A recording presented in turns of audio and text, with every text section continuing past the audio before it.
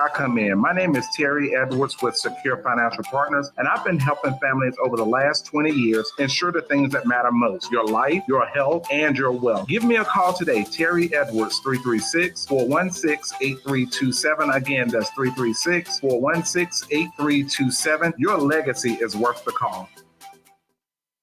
This is LaMelo Ball, and you're listening to Tobacco Road Sports Radio on WWBG 1470 AM, your home for Hornets basketball in the Triad.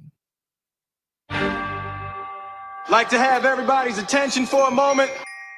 There's a stat. I don't like bringing up stats, but there's one stat about the Panthers. He's in the world is James Harden better scorer than Michael Jordan? No, he's more creative in that.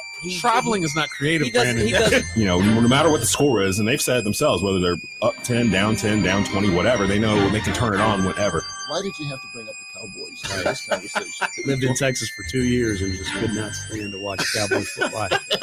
All right, listen up. Welcome to The Rundown. Here's Desmond Johnson. And happy sunny Saturday here in the Triad, WWBG 1470 AM. It is The Rundown live here on your airwaves, tobaccoroadsportsradio.com. I'm your host, Desmond Johnson. Got a loaded panel for the hour. We're here with you live up until noon. We'll get you ready for all of your tip-offs. All of your tip-offs, all of your anything you're about to do sports-wise going into this weekend. Switch the panel up a little bit this week. Wanted to get some different voices on and some folks that you guys are probably familiar with. First of all, he's the host of the Drop the Mic podcast. He's the host of Out of Pocket with Michael Davis that you can hear on TGI Fridays on Tobacco Road Sports Radio every single Friday. Michael Davis in the house. He is the host of Tapouts and Touchdowns, which you can hear on our Wrestling Wednesday here at Tobacco Road Sports Radio and throughout the week as they cover football as well. And if I'm not mistaken, they're going to be covering XFL, which starts today. So Ryan Frick in the house. And he is the host of Bleav in Falcons, the Bleav podcast network that's blown up this year. Will McFadden joining us here so we can get a little bit of NFL stuff kind of out the way, although it never really completely ends with the NFL's 365 throughout the whole year. Guys, what's going on? How's your Saturday mornings? It's going well, Des. Thanks for having us on, man. Really appreciate it. Yeah. Just happy that the sun is out this morning, man. It's a good day. Yeah, I thought I was going to buy a boat yesterday. It was ridiculous how much rain we got in the past couple of weeks.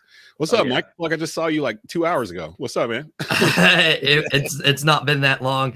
Ryan and I are in an XFL fantasy football league now that he put together, so I'm ready for that season to get started and for Ryan to start losing. I want to touch on that a little bit at the end of this segment because I didn't realize XFL started today as I was going through the ESPN.com site. I know that Ryan and those guys are going to be covering it on Tapouts and Touchdowns. So we'll get to that in a bit. Loaded show today, as you can see, scrolling at the bottom of the screen. We're going to talk about Justin Fields. He's been kind of dominating sports talk the past week in terms of if there's smoke, there's fire. People are thinking that maybe the Bears aren't going to keep Justin Fields. We're going to discuss if we were the Bears, what would we do as the GM with Justin Fields. And that number one overall pick. Also today, greatest dynasties in sports. We're going to discuss that as well. And it's Saturday. It's WWE Elimination Chamber Saturday. We're going to preview that card. It's actually a pretty loaded card for a pay-per-view coming up right before WrestleMania. So we'll discuss that as well, probably right around 11:40 or so. Some quick news, news and notes, excuse me. Last night in the Central Piedmont Conference Championship game that we were covering on Tobacco Road, East Forsyth versus Reagan, the boys game. From what I've heard, Corian Marshall, who sustained an injury, they had to put him on a backboard and a stretcher to take him out last night. He's doing okay. I'll try to get some more word about that as we get through the show. They had to stop the game because at halftime, apparently half of the campus at Mount Tabor lost power. So it turned into some kind of weird, half of it's in the dark. The gym was packed. So they ended up stopping the game. And they started playing it again this morning at 10 a.m. And JP Mundy, who was calling the game for me last night for Tobacco Road, he watched it on FHS. He said that East Forsyth won. So it's East Forsyth, the boys, they are the Central Piedmont Conference champions. They defeated Reagan 69-60. So we've got that there. We will be at East Forsyth Tuesday night, round one of the state 4A basketball playoffs for the boys. The girls are on the road. That's East Forsyth Sports Network. So we'll be bringing that to you Tuesday night. Let's get into this. And if you have anything you want to bring in as a viewer, a hot take on the topic, a comment on what someone has said, you can comment on the show. Either go to youtube.com/@Tobacco Road Sports Radio, or go to the Facebook watch video. You can comment in the section there. It'll pop up right there underneath us on the screen, and we'll answer it in real time. Guys, if you were the general manager of the Chicago Bears, you have the #1 pick in the NFL draft. You also have Justin Fields, who was a top 10 pick last year. He's I didn't realize that he said some things, nothing really blatant, but just some things that make you kind of raise your eyebrows in terms of how long he might be in Chicago. Things like he doesn't like to play in the cold, he doesn't like to throw in the wind, things of that sort. It's the Windy City. So I don't know if anyone clued him in on where he was, but I'm just curious because as a Panther person here, and I'm curious to get Will's opinion on this because the Falcons are picking in the top 10 as well and need a quarterback.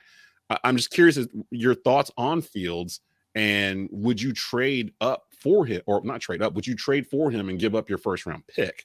Let me start off with you, Ryan, because I'm curious, as outside of the NFC South, I'm curious of yours and Michael's thoughts on this, because me and Will, we've got picks in the top 10. Like, we might actually make this happen. there's a lot of smoke around Carolina right now on Justin Fields. What would you do if you're Chicago? Would you keep Justin Fields, or would you take a shot at one of these quarterbacks that are in this draft? CJ Stroud, Bryce Young, Will Levis, Anthony Richardson, yada, yada, yada.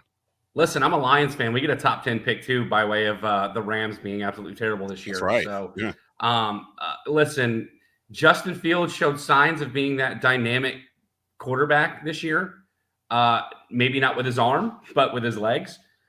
Listen, this might be an unpopular opinion. Ohio State quarterbacks don't last in the NFL. Justin Fields, I know he started off at Georgia, but he finished at Ohio State. He just, to me, listen, capitalize on the season that he had last year. He was a fantasy MVP for a long time. The first half of the season, he can move the ball with his legs. I don't think he's the most accurate quarterback, but if you can capitalize on the kind of season that he had last year, give him up and get a ransom of draft picks. Why not? I mean, listen, he begged for a dome in Chicago. I don't get it, man. Like, I feel like if the XFL survives this generation right now, then in 4 or 5 years, you're going to see Justin Fields in the XFL at this point. Like, I just don't see him with the attitude that he's already got a year into the league. Like, I don't see it happening. So yeah, I'm Chicago. I'm letting him go, man. Like, take off, dude. Like, you don't want to play in the cold. You don't want to play in wind. You want a dome. Like, the Chicago Bears are for the city of Chicago, not for the city of Justin Fields. Let's go just rack up some draft capital and take our chances with someone else at this point. Like, it's, it wouldn't hurt, right? Like, I can't imagine the Chicago being that much worse without Justin Fields, if I'm going to be honest. I've always said Chicago is where quarterback careers go to die. Like, you don't really, who was the greatest Chicago quarterback? Jim McMahon? Sid Luckman? We're talking about going back to like the 40s or whatever. Well, think about this. The last quarterback to take the Bears to a Super Bowl was Rex Grossman. Right. You know what I'm saying? Like, come on. See, and I completely forgot he was the quarterback of that team, because that team, it felt like it was just defense. Like, the defense would run out there and play offense too. Like, Devin Hester. Yeah. And Devin Hester. Yeah. Devin Hester would score on punt return. Mike, give me your thoughts on this. If you were the Chicago Bears GM, would you trade off Justin Fields? Ryan was very specific that he does not care for Justin Fields shenanigans. Would you trade him off, or would you keep him and build around him? So I was really shocked because when I saw the list of topics today, I was like, I'm going to be the only one who points out that Ohio State quarterbacks don't last in the NFL, whether you had Terrell Pryor, whether you had Cardell Jones, the list could go on. And for Ryan to say the take, I know I'm in good company, obviously. Tapouts and touchdowns. We wrestling podcast hosts got to stick together. Right. Now, here's the issue with Chicago is if you do have a quarterback, if Justin Fields is the real deal, you don't have a team around him. And that's where Chicago's issues lie, because if you don't have the team around them in the NFC North, where the Vikings are winning 12, 13 games every regular season, the Packers, as of now, still have Aaron Rodgers. Detroit is on the up and coming. I feel like Detroit's going to be the NFC North champions this year just because of what Dan Campbell's doing. You have so many holes on your team that even if Justin Fields was the guy, he's not going to have the chance to prove it. So taking his capital from this year, he was able to move the ball with his legs. Jalen Hurts is an example of a guy who like runs the football really well. You could pitch that to a team like, hey, Justin Fields has the potential to be the next Jalen Hurts who could take you to a Super Bowl. A team needing just a quarterback or a piece or two will take those picks and give it to Chicago, and Justin Fields could be on his way out. And then you could use those picks. You could use the first overall pick to put a team together that could actually contend in the North. See, I like that too. So now we get to the nitty gritty, because me and Will are in the NFC South that now suddenly has 0 quarterbacks basically in it. And Justin Fields, if I'm not mistaken, coming out of high school, him and Trevor Lawrence were rated like 1 and 1A, like in terms of their ratings going through. Will, your thoughts on this? Like, you actually have some skin in this game, because Atlanta might actually move up for that number 1 pick, or they might make a trade for Justin Fields. And I'm in the same boat with Carolina. I'll go after you. Will, your thoughts on this? What would you do if you were the Chicago Bears? Would you trade Justin Fields, or would you build around him? If I'm Chicago, I think it makes sense to trade him. As much as I hate that, because I feel like if you're 31, other teams, well, not 31, because the teams that all have quarterbacks are set. But if I'm a QB needy team, I'm very interested by Justin Fields. Chicago has been a team in the last 2 years that has been under a big transition. I think Justin Fields kind of got caught up in the wash of all of that. But it's no secret that Arthur Blank, I think, was interested in him coming out of the draft. The Falcons obviously decided to go with Kyle Pitts, go in a different direction there. But he's from Harrison High School.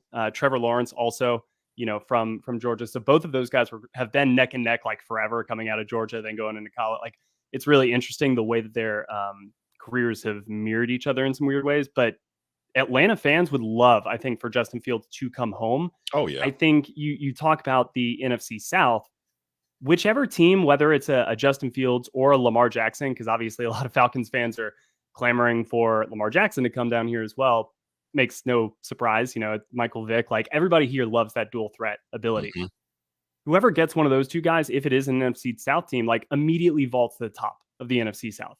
But something that Arthur Blank said during the intro press conference with Arthur Smith and Terry Fontenot was that, yeah, they want to win sooner rather than later, but they want to build a foundation that's going to lead to lasting success. They want to be one of these organizations like the Steelers, like the Packers, like the 49ers, where kind of year in, year out, you're at least in the thick of it. Sure, you have a down year, but that's, 8 and 9 instead of 4 and 13. Yeah. And so I think that for that reason, and given some of the comments made about Desmond Ridder, they need to focus on the other aspects of this roster. I expect them more to bring in one of these veteran mid-tier quarterbacks to kind of push Desmond Ridder in training camp, find out if he's the guy, give him a shot as kind of a one-year starter with a high-level backup veteran who can step in an important year 3, but you need to spend that money to bolster the defense. You need to spend that money to kind of add a few more weapons to this offense. That is more what I would be focused on. Obviously, the trade haul, like what they would have to give up to get Justin Fields,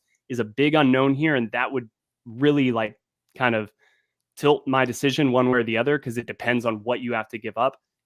But I think Desmond Ridder showed enough in his last 4 games. As much as I love Justin Fields and I love the dynamic athleticism that he brings, and I think the over-the-top ability with his arm actually would fit well in this offense. They don't do a ton of these high-precision passing. They want to really take the top off and then run the ball. Justin Fields can do both of those things. So it makes sense from a fit standpoint. They just have needs elsewhere. So for that reason, focus on the drafts, get some good guys, sign free agents who fit areas of need, and let's run with Desmond Ridder. Let's see what he's got. I, as a Panther fan, I love that. Keep Justin Fields. If we're not going to have him, keep him out of this division.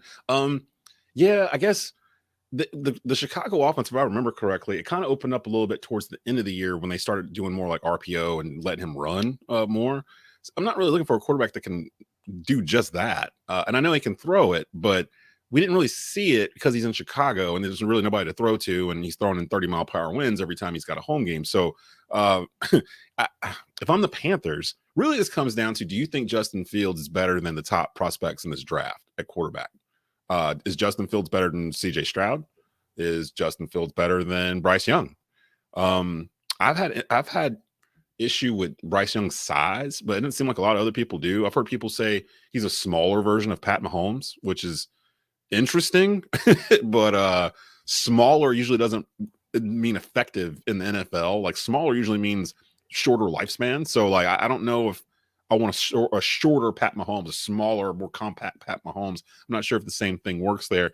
The Panthers are in a situation now. Aaron checking in. Coach Wright's turned a lot of heads with the new hires. I'm excited to see his pick for QB. They did hire an offensive coordinator. We'll talk about that in just a bit. And you, my boy, Bleav, he's a Bleav in Panther super fan that's checking in. Panthers are going to the Super Bowl. We don't even know who the quarterback is, but you, my boy, Bleav, you got that faith. I love that.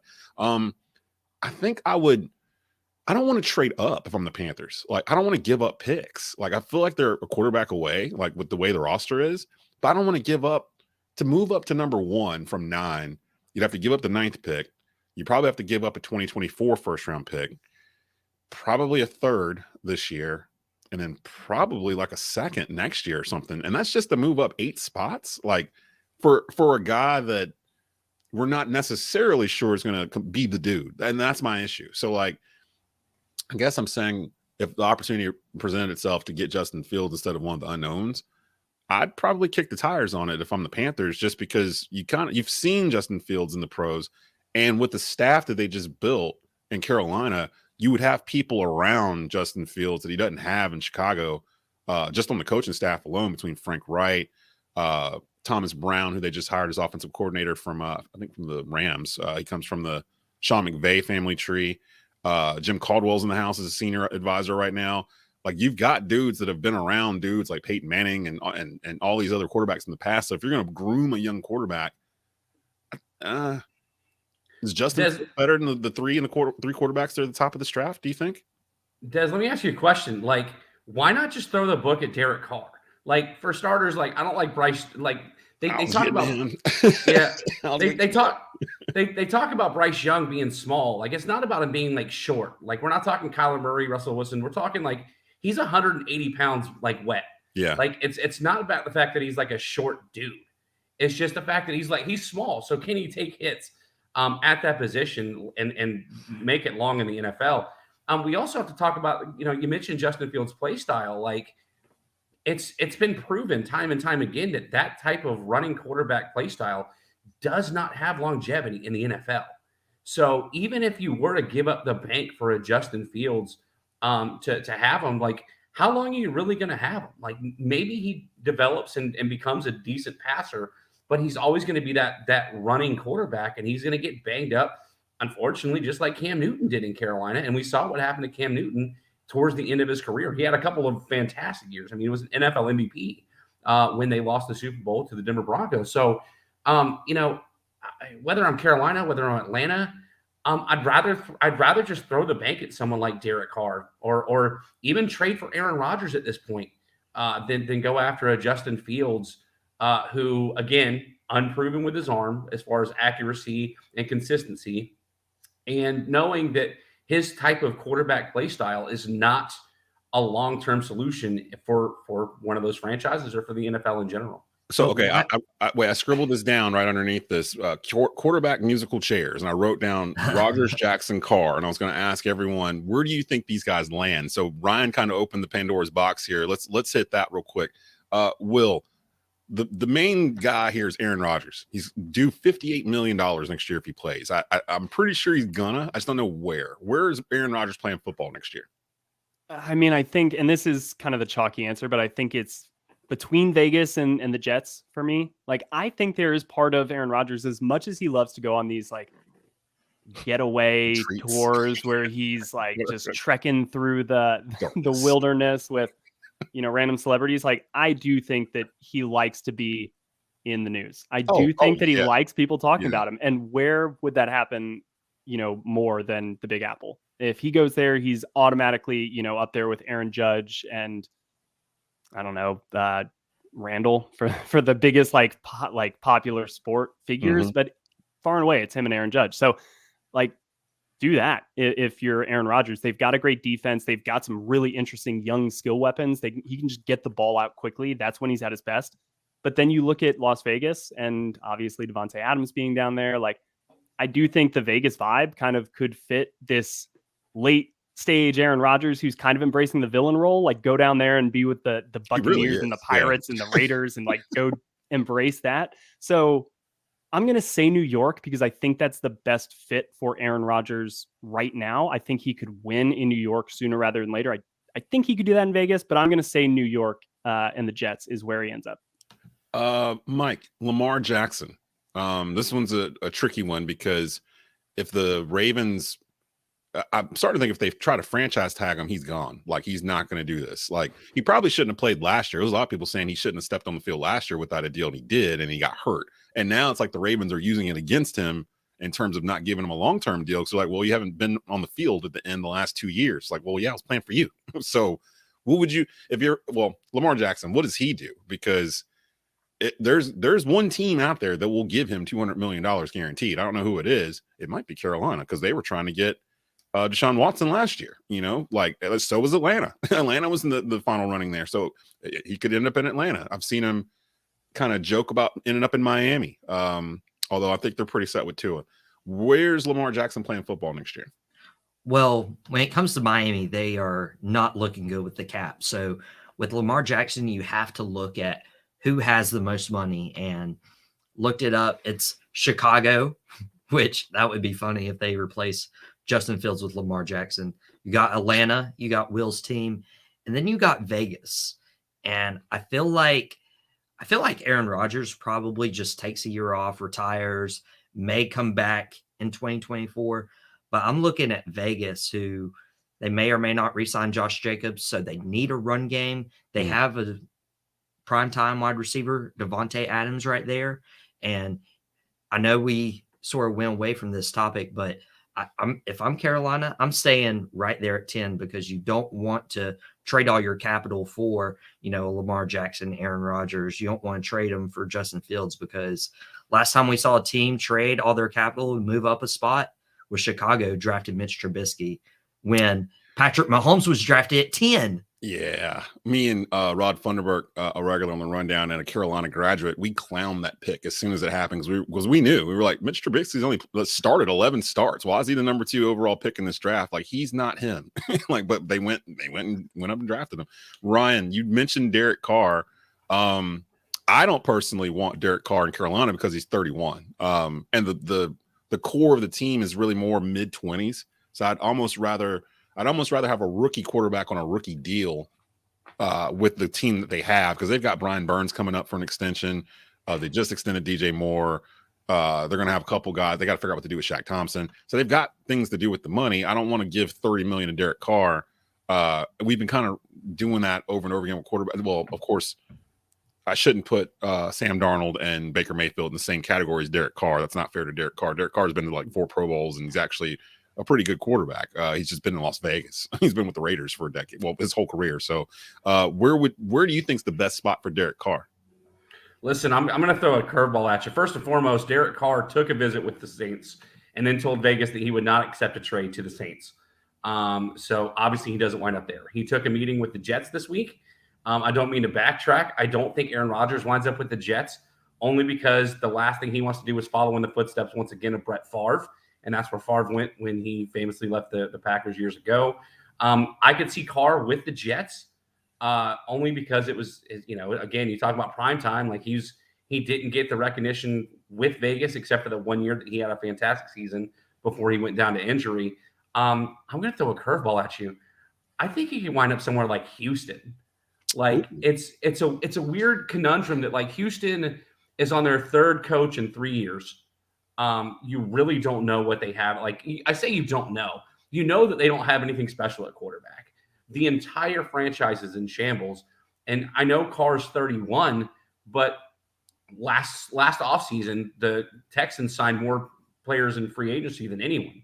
So if why not go after a guy like Derek Carr to build around for at least the next 7-8 years, so that a few years from now they can draft a quarterback somewhere that can be the heir apparent to Derek Carr, and you get no state income taxes. So that's more money in the pocket for Derek Carr. You know what I mean? Didn't his brother like almost die there though?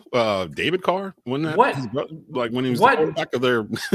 What better of a reason to go to Houston than it's like, you know what, David, I got you. I'm going to show you how it's done here. I know that you almost died here because they had the worst offensive line in NFL history. But we're we're gonna reclaim that car name for you down in Houston. So, they dust off the old car jersey. It just has grass stains all over it. They're like, here you go, Derek. You know what? Even better, give him David Carr's old number too. Like, just let him go. Let him go all over it. David Carr ended his career in Carolina, if I'm not mistaken, and it was a disaster. It did not end well. I think that was the 2010 season. That was the bad year, but it led to Cam Newton. So thanks, David Carr. I guess he got thrown to another bad situation again in Carolina. I got to take a quick break. When we come back, I think I wrote on the memo greatest dynasties of your lifetime, but that's not really fair. I'm opening up to just what do you think is the greatest sports dynasty period? So that's going to open it up a little bit more. We'll get into that towards the end of the hour. WWE Elimination Chamber is tonight, Saturday, 8 p.m. on Peacock. We'll dissect that card as well. But we're just getting started. You're listening to the Rundown, WWBG 1470 AM and TobaccoRoadSportsRadio.com.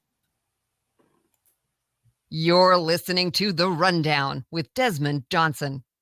Are you concerned that if you passed away today, that your family will be left in a financial bind? Are you concerned that your nest egg is quickly eroding in the stock market? Do you want life insurance but confused about how to get it and if you will qualify? That's where I come in. My name is Terry Edwards with Secure Financial Partners, and I've been helping families over the last 20 years ensure the things that matter most: your life, your health, and your wealth. Give me a call today, Terry Edwards, 336-416-8327. Again, that's 336-416-8327.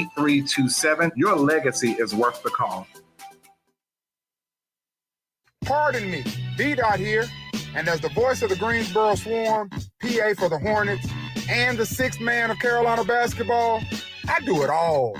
Just like Beamer Tire and Auto. Alignments, new tires, NC State inspections, oil changes, they do it all. And with 3 locations in High Point, Greensboro, and Kernersville, B-Dot and B-Tar, yes, we do it all. If you need details, visit BeamerTire.com. For a limited time only, Culver's of Kernersville brings back Northwoods Walleye Fish. Just in time for Lent season, Culver's Northwoods Walleye Sandwich is a fried-to-order battered Northwoods walleye fillet, tartar sauce, and shredded lettuce on a lightly buttered toasted hoagie roll. Or grab the dinner with the fillet of choice of 2 sides and a warm dinner roll. Only available for a limited time. Stop by Culver's of Kernersville today. 1780 Pecan Lane in Kernersville.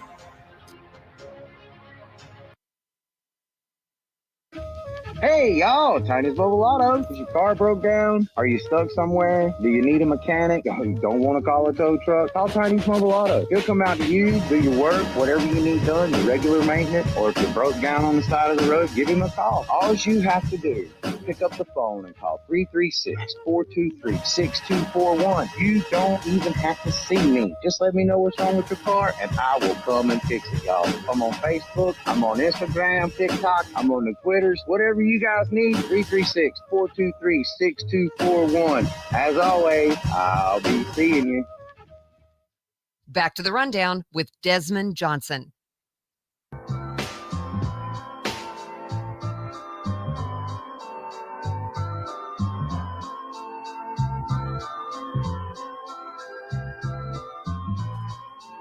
Welcome back into the Rundown live.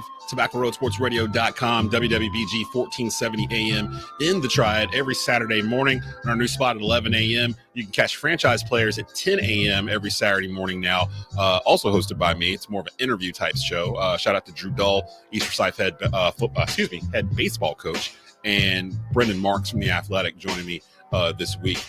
For that, you can hear the podcast version of that on the YouTube channel or on the Tobacco Road Sports Radio Podcast Network. Shout out to a couple quick notes here. Shout out to Ian Weirick. He is the winner of our contest that we had on Facebook for the digital book Spies on the Sidelines. I will get in contact with you so you can get the digital download for that sometime later on today. He guessed 841. The number was 899. A&T taking on Townsend, 3:30 p.m. pregame show with Spencer Turkin today on TobaccoRoadSportsRadio.com. 4 p.m. tip-off. That's on WKEW 1400 AM in Greensboro and 103.5 FM out there as well. We were talking about about to start talking about greatest dynasties in sports. Started thinking about this. I was watching the Lakers documentary on it's a documentary on Hulu. I rewatched it, Legacy, that follows the Buss family from when Dr. Jerry Buss bought the Lakers until present day when Jeannie owning the team. And I started thinking about dynasties in my lifetime in terms of what's the greatest dynasty that I've experienced, or the one I'd kind of look at as the one that's like the pinnacle. So I want to get your opinions on this. Will, let's start off with you. What do you consider the greatest dynasty in all of sports? Well, I mean, there's really one clear choice in my opinion, and that's the New York Yacht Club in the America's Cup. You know, they've got the 132-year reign from 1857 until 1983. They first defeated the Royal Yacht Squadron in 1857. Did not lose, 25-1 all time. So yeah, I think there's a clear choice. You can tell me Alabama, you can tell me, the Spurs, but no, I think it's the New York Yacht Club in the America's Cup. This might be the best thing I've ever heard in my life. I was not prepared for that. I'm glad I was about to do a spit take. I was not prepared for that at all. Mike, what do you think greatest dynasties? And I might swing back around to Will if he's got a different one there. But Mike, what in your mind is the greatest sports dynasty of all time? That is the most unfair thing to have me follow that up. I don't know if I should blame. We put people in uncomfortable situations here at the Rundown. I don't know if I should blame Des or Will for making me do this, but I'm so glad you opened this up, beyond my lifetime, because when I was reading that, I was like, my lifetime, I missed the greatest dynasty ever, the 90s Cowboys. I thought about this. The 90s Cowboys. Okay, you got to keep going. That honestly should have kept going because, okay, if you think about dynasties, like what's the criteria? I've heard the 3 titles in 5 years, and they got 3 titles in 4 years. They could have kept going if Jerry Jones didn't let his ego get in the way and fired Jimmy Johnson. And we even got one of those Super Bowls without Jimmy. Like, that's an all-time, and I had to make it up because my dad wanted to disown me after my Eagles Jalen Hurts take yesterday. But how could you not say just the entire career of Tom Brady? Like as a dynasty, I don't know if you can count it as. There's a gap in the middle where he didn't even sniff the Super Bowl for like 8 years. I don't know. It's like the beginning and the end. Then take his first run. Like what was it? 01, 04, where they were just dominant. 3 or 4. It was one of the better dynasties. Tom Brady has been dominant for 20 years, as much as people don't want to give him the credit that he deserves. And I would come close to putting a team like Alabama in there, or even like UConn women's basketball. I don't necessarily like putting college teams there because it's a different dynamic keeping a college dynasty going and a professional sports team dynasty going with all the salary cap. I don't know how old Just Bobby is. He pops in our Bleav in Panthers podcast a lot, but he says Celtics from 1956 to 1970. I still watch clips from those games. The Celtics back then. See, my only problem with those is that there was like 8 teams in the league. So basically, like the Celtics had like 8 Hall of Famers during that stretch, all playing together, and they're playing like the St. Louis Hawks or somebody. It's got like one guy. Like I don't know. I just don't know. I can't get there for that kind of. I'm not the same way with UCLA and John Wooden and those guys because that was completely different. But yeah, those Celtic squads that won like 7 straight or 8 straight, they were just beating the Lakers' brains in like every year or whatever. I don't know, but that's a good suggestion. Frick, what you got, man? What greatest dynasty of sports? Listen, I'd be remiss if I didn't do honorable mentions first. The Atlanta Braves, even though they only won World Series in the 90s, they love that team. They didn't lose the division the entire 90s. Like Chipper Jones, Fred McGriff, Otis Nixon, like that team was just unstoppable. Like and the pitching staff was an all-star pitching staff, from start to finish. And Michael brought up UConn women's basketball. I'd be remiss if I didn't say the current Gamecock women's basketball program is on fire. The best team in college basketball right now, could go down as one of the, if not the best women's college basketball team in history this season. So, obviously I got to get my homer picks out the way. Listen, Michael made a point. You can't bring up colleges. So I obviously can't say Alabama, but Nick Saban's Alabama program has been untouchable. Like they're every year they're considered to be one of those top 2 to 4 teams. And you can't take them out of the championship picture. And that's why everybody can't stand Alabama, why people can't stand Nick Saban for more, obviously for more reasons than that. But I digress. If we're talking like professional sports dynasties, I don't think you can go away from the Yankees. Like the entire, like from the late 1900s to the early 2000s when they had the Jeters, the Mariano Rivera, like just, again, it's one of those teams now the last few years maybe really can't make that argument. But for the most part, you always think that the Yankees are going to be in play for a playoff run, for a World Series run. It's even when they're bad, they're like, that's okay. They're going to come around. They're the Yankees, like that's why everybody refers to teams who build dynasties as, okay, the Patriots are now like, that's just like the Yankees in the NFL. So you have to look at as far as like an overall, like, organization, the Yankees have to be the all-time greatest dynasty because they've maintained it for decades and decades of excellence. And people strive for other people to compare them to the Yankees for that very reason. That's a good point, actually, that a lot of as they're being built, they're compared to the Yankees. It's like kind of like the blueprint, I guess. Will, are you sticking with that New York Yacht Club? Well, I was looking over things. There's a Life University rugby run in here. There's a badminton thing, but no. Let's go with the U.S. Women's National Soccer Team. Okay. The FIFA World Cup rankings first came out for women in 2003. Since then, they have never finished lower than second. 13 years at number 1. They have 4 Olympic gold medals. They have 4 Women's World Cups. They have made household national names like Mia Hamm, Abby Wambach, Megan Rapinoe in a country that has not embraced soccer, I think, fully yet. The women's national team has captured the attention of this country, and they've done it by dominating against the rest of the world. So, yeah, I mean, it's a little obscure because, again, everybody knows the great dynasties, right? And people know Alabama. People know, if you even want to bring like USC back in the day or any of those things that we could mention. So that's why I went a little obscure, trying to inform and enlighten people. But let's go with the women's national team. That's actually really good. I'm going to go. I mean, of course, my thoughts went when I said in my lifetime, my immediate thought went to the 90s Bulls. That was like, I'm in high school, like during that stretch. So it's very vivid, in my mind. 6 out of 8 NBA titles from 91 to 98. 2 separate three-peats. Like I think people kind of brush that under the rug, how hard that is. We haven't had a team three-peat since the Bulls. And I think only the Minneapolis Lakers in like the 50s and the Celtics that was mentioned earlier are the only 2 teams that had three-peated before that. So the Bulls have 2. And that second three-peat, 96 to 98, people kind of forget too. The only people when Jordan came back to the team, the only people that were on the team from the first three-peat were Phil Jackson and Scottie Pippen. Like the whole team was a completely different team. And for them to basically 8 months later turn in the greatest season in NBA history and win the championship is insane. And then they basically did the same thing in 97, but no one really talks about 97 because of 96. Like they won, I think, like 69 games in 97 and ran through the playoffs. They beat during that stretch in the finals. They beat Magic's Lakers. They beat a number of 60-win teams, the Supersonics, the Trailblazers, the Jazz twice. The Suns had a 60-win team.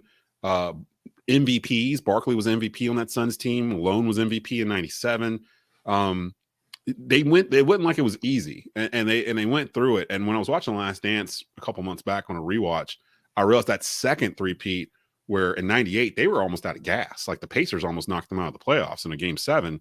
And they really, that was the whole iconic Jordan shot at the end. Everyone's Utah or whatever.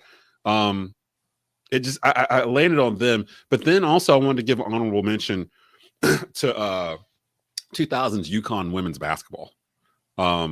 We may never see anything like this ever again. They won 10 out of 17 women's titles from 2000 to 2016. They won 4 titles in a row, 2013 to 2016, 4 and 5 years from 2000 to 2004, 14 straight Final Fours from 08 to 2022. And they literally kind of put that sport on its back. It was UConn and Tennessee. And then once you got to 2000, when Pat Summitt retired, UConn just became the brand in college basketball for women. And now it's kind of expanded out.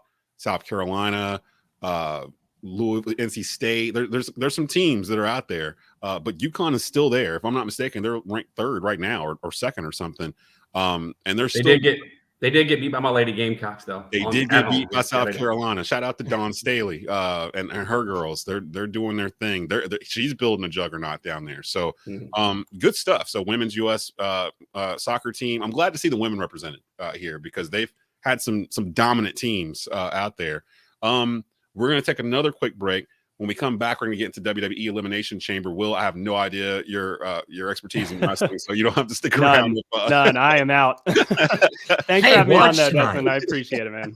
I mean, we're just going to be talking Bloodline and Elimination Chamber, people getting injured, like all that good stuff. But yeah, so if you want to stick around, you're more than welcome to. If not, allow me to be the first person eliminated in the Elimination Chamber. I love it. We'll be back in just a bit previewing Elimination Chamber tonight. You're listening to The Rundown, WWBG 1470 AM and TobaccoRoadSportsRadio.com. You're listening to The Rundown with Desmond Johnson.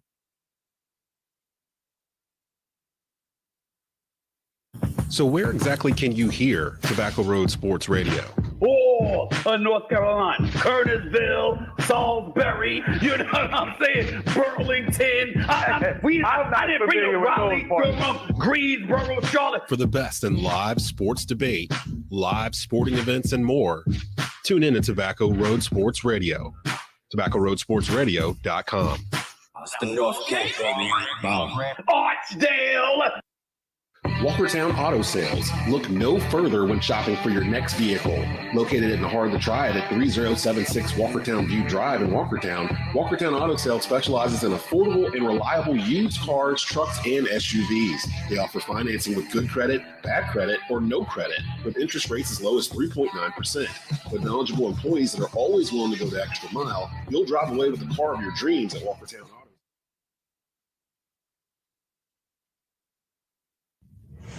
For a limited time only, Culver's of Kernersville brings back Northwoods Walleye Fish. Just in time for Lent season, Culver's Northwoods Walleye Sandwich is a fried-to-order battered Northwoods walleye fillet, tartar sauce, and shredded lettuce on a lightly buttered toasted hoagie roll. Or grab the dinner with the fillet of choice of 2 sides and a warm dinner roll. Only available for a limited time. Stop by Culver's of Kernersville today. 1780 Pecan Lane in Kernersville. One Stop Number 6, located just 1 mile west of East Forsyth at 2748 West Mountain Street, Kernersville. A proud supporter of East Forsyth since 1983, serving fresh fried chicken and our famous taters 7 days a week from 6 a.m. to 10 p.m. For a limited time, grab our Wife Saver family meal for only $13.99. 8 pieces of chicken and sides for 4 for just $13.99. One Stop. Come see us at 2748 West Mountain Street in Kernersville. Hey, Pops, where you want to go eat tonight? I'm going to go get me some good Southern cooking at Ball Brothers down by the airport in Winston. No, Pops, it's Bell Brothers, and they closed years ago. It's Taste of the Triad now. Taste of the Triad? Is it in the old Ball Brothers building? Yup. Can I still get baked chicken and collard greens? Sure can. How about neck bones, meatloaf, and pork chops? Taste of the Triad has all that. So they ain't got pinto beans, tater salad, mac and cheese, or fried okra? Pops, they have all that, plus homemade cakes and cobblers and sweet potato pie. Well, then I don't care what they call it. Let's go eat. Taste of the Triad. Open daily for lunch with $5.99 specials from 11 to 2 and chef specials daily. Don't miss the Saturday brunch from 9 to 1 and the soulful Sunday dinner when you come out of church full of the word, but hungry for Southern comfort food. Taste of the Triad in the old Bell Brothers building at Old Walkertown Road and North Liberty in Winston-Salem. That's good Southern cooking. This is Terry Rozier, and you're listening to The Rundown with Desmond Johnson on Tobacco Road Sports Radio on WWBG 1470 AM.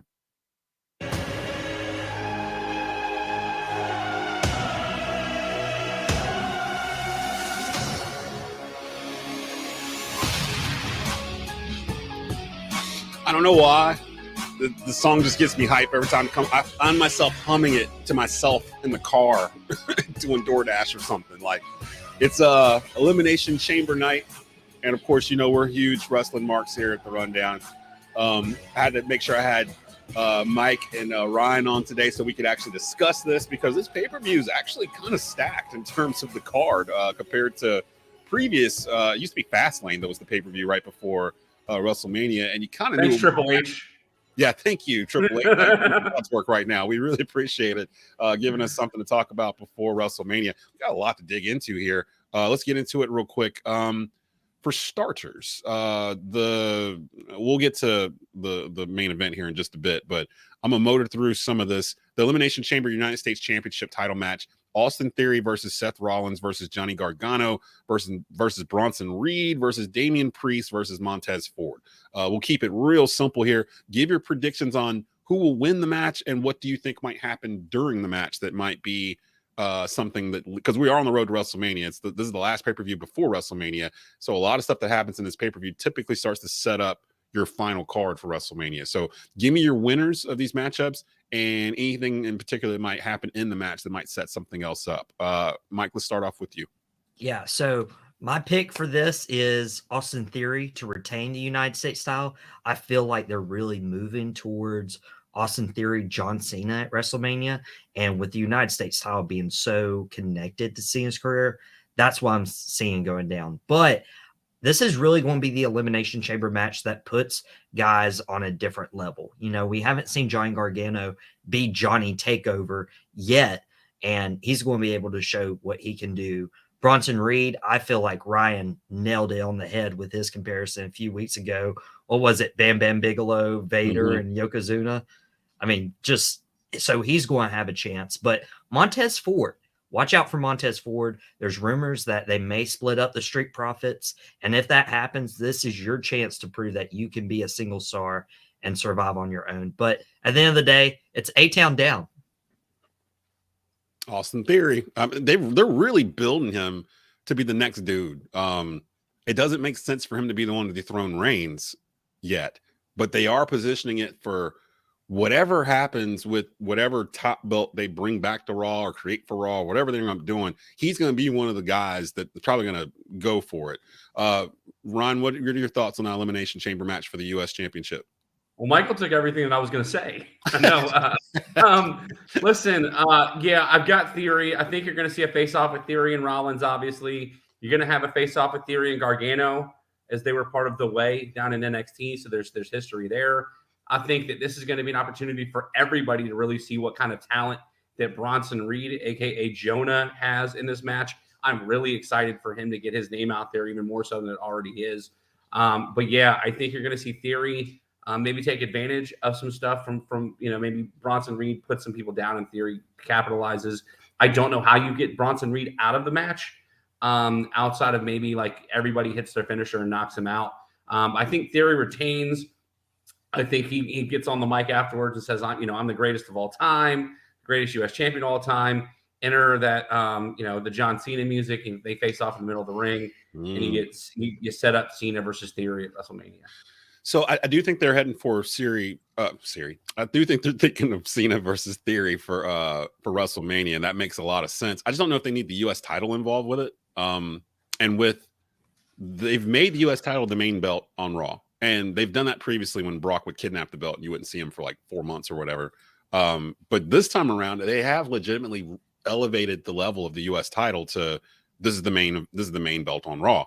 Although I catch the vibe that they're really wanting to bring something back. And me and Mike were talking about this yesterday on his show, where I would think that maybe after WrestleMania they reintroduce a brand new main event belt on Raw.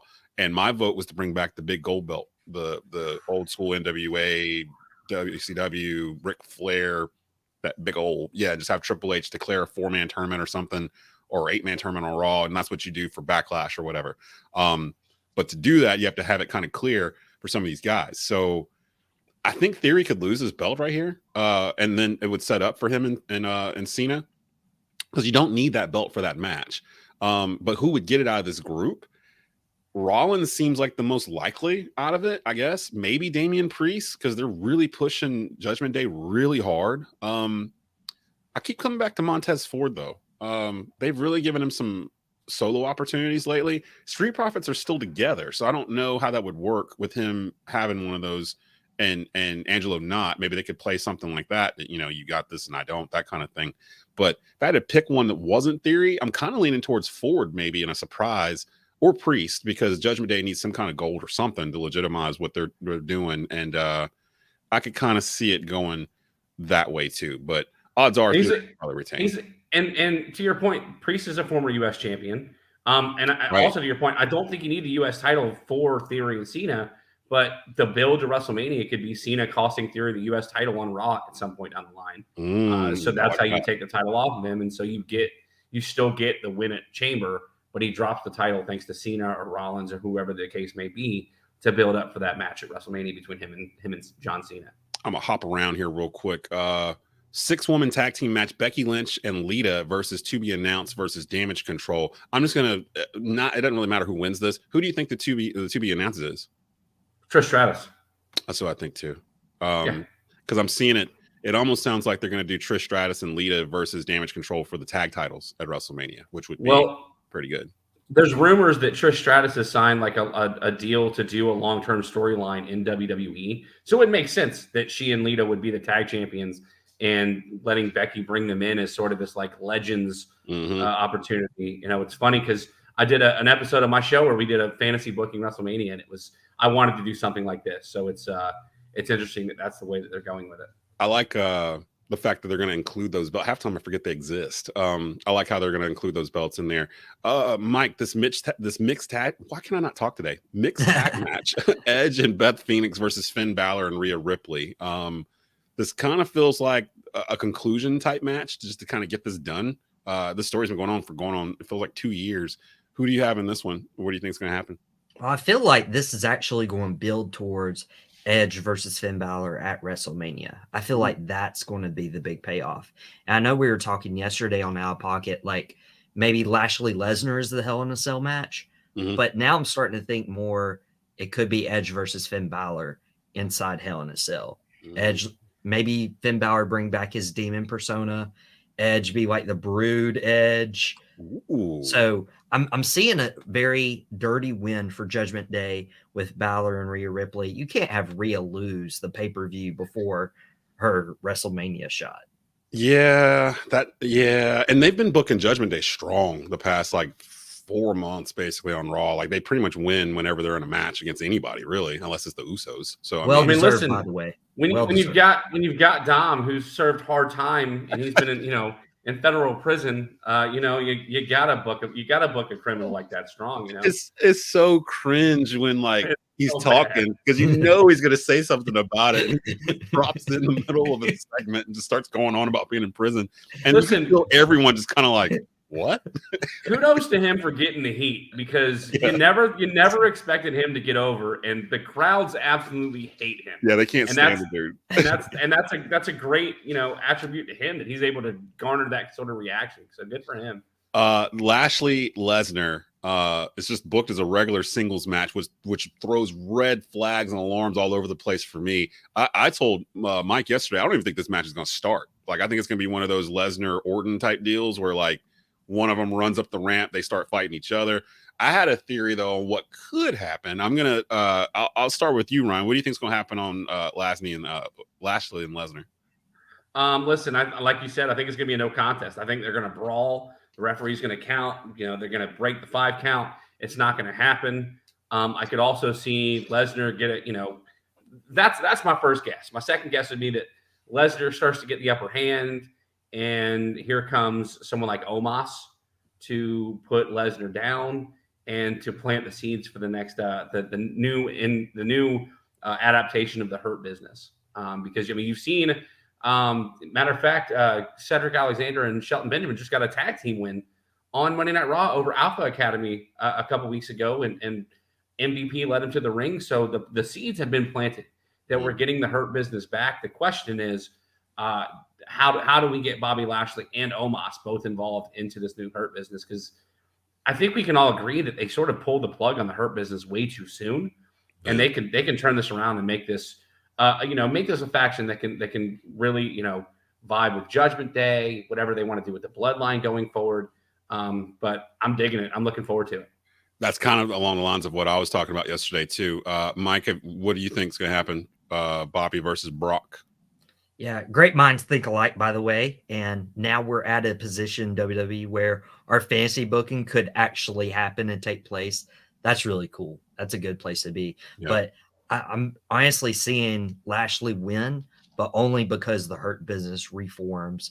Alexander, Benjamin, Omos could be a good guy. Omos could really be the enforcer, while Lashley is like the Triple H of the group.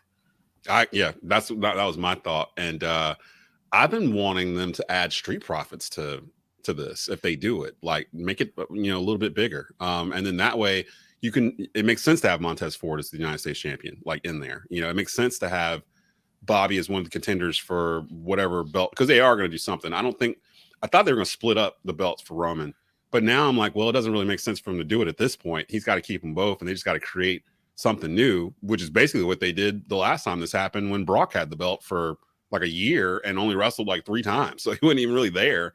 It was like the belt was just forgotten, and they were like, well, here's a new belt. It's the Universal Championship. So this has happened before. I can see it happening again. I think it would be a cool nod if Triple H brought back the big gold belt though this time. And I don't know what they would call it at this point, but World Heavyweight title, the Raw World Heavyweight Championship or something to that effect. I don't know, but yeah, I think that could happen. In this match, though, I'm thinking that, it's not going to start. It's going to be one of these, or if it does start, it's going to end in a DQ. And I could see Hurt Business running down to like injure Brock Lesnar in some shape or form, or incapacitate him in some form. So I could see that going down. If it ends in a DQ, it sets up the third rubber match to be at WrestleMania. And if my thought was, if Hurt Business interferes, Brock doesn't have anyone on his side, that sets it up for Hell in a Cell, because that way they can't get in, no one can get out. They can settle this and move on the feud after WrestleMania is done. So there's your Hell in a Cell for WrestleMania would be right there. Real quick, the main event. Normally this would be easy to pick, and it might still very well be easy to pick, but it's not as it's a little bit more complicated in terms of what may happen. Undisputed WWE Universal Championship, Roman Reigns, who just crossed 900 days as champion. I think Bruno Sammartino is the only one ahead of him. And I think he's at 1,000 days or something like that, 1,000 plus or 1,200, something nuts. Taking on Sami Zayn, who is no longer part of the Usos or no longer part of the Bloodline after betraying Roman Reigns in the Bloodline at Royal Rumble. Thoughts on what may happen in this matchup? Because this could go all kinds of ways.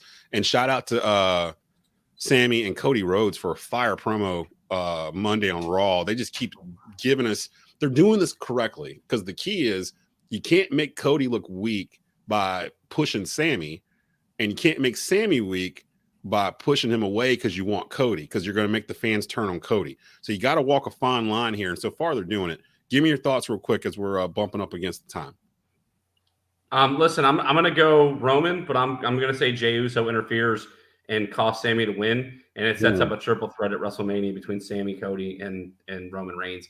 I think Roman wins, but it's not clean thanks to Jey Uso's interference, and it's going to set up for WrestleMania. Mike?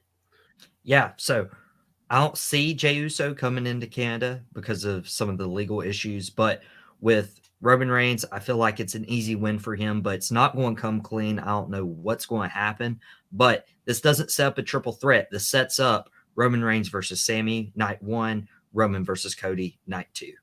I was going to say, do a triple threat match in 2 out of 3 falls, or 2 falls where one fall is for the world title, 1 title for the Universal. Yeah, I can see all that happening. I do think there'll be some sort of interference that we don't expect. Last time they built it up like this was Clash at the Castle, where we were kind of like, okay, Drew, actually they've built it up to where he could have a shot. The Usos aren't even going to be there. And then we got Solo that showed up, and we didn't expect that to happen. I don't know who that could be in this one, although I don't even think Roman would need that in this one versus Sammy. Sammy's going to have the home crowd behind him. They're not going to take the belts off of Roman Reigns the pay-per-view before WrestleMania after they've had it for 2 years. Let's just be real here. But it is going to advance the story somehow. I like the whole Jey Uso thing, maybe coming in through the crowd, super kicking him or something. And then WWE decides, you know what? Sammy deserved to have better than that. Let's do a triple threat. And then you just have Roman beat them both clean at WrestleMania, like he did Edge and Daniel Bryan a couple years ago, just to push the dominance even further of Bloodline. I think they emerge on the other side of WrestleMania even stronger without Sammy. Usos, Solo, Roman, Heyman. If they want to bring up Jacob Fatu or somebody from somewhere, they've got the room to do that down the road. But yeah, or maybe even adding a female or something like that. They could do that if they wanted, but that's probably the perfect number, like right there. And then you got Hurt Business and Judgment Day and these others that they can kind of keep doing this with all the way through SummerSlam. So we still might get Rock and Reigns at SummerSlam, possibly. I don't know. We'll see how they're going to try to work this out. But I think that's the way it's going to go. So Elimination Chamber tonight, 8 p.m. on Peacock Live. Definitely check into that. We are actually out of time. You can catch these guys' shows on Tobacco Road Sports Radio, Tapouts and Touchdowns every Wednesday during the Wrestling Wednesday portion here. And it usually runs again. There's usually 1 or 2 episodes a week. So you can catch that through the week on Tobacco Road. Mike has dropped the Mike podcast on Wrestling Wednesdays, Out of Pocket during TGI Friday that airs at 4 p.m. on WWBG as well. So definitely appreciate everybody that's been joining us, listening, watching, helping us grow. Thanks a lot to everybody. Y'all have a great Saturday.